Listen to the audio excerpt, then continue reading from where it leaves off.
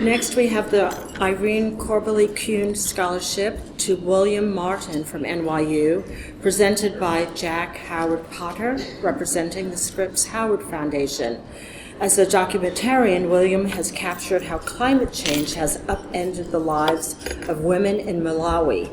This summer, he hopes to return to Brazil to film wildlife disaster recovery efforts. His film was particularly gripping.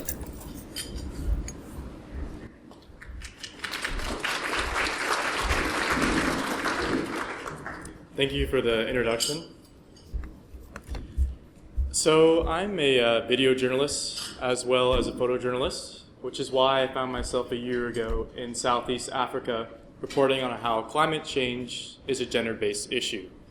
And right in the thick of the reporting, I found myself in a flash flood.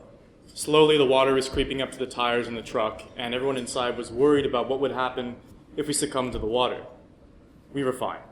But unfortunately, many of the women in Southeast Africa, Malawi, were not fine.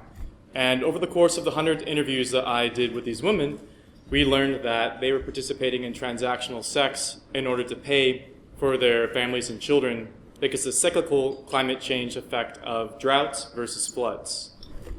I'm interested in this type of reporting because I've seen gender-based discrimination and violence within my own family.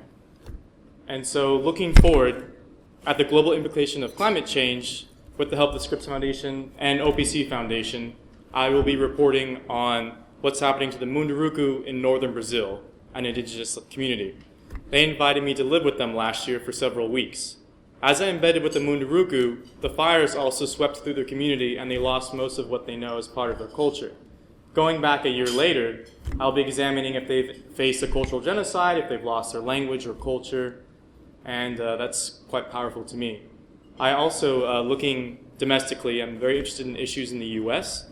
Bill Hentow will be my mentor for my next project in 2 weeks, looking at how LGBTQ or queer asylum seekers, migrants who've made their way to Tijuana, are being impacted by the legal violence of the administration of the USA government.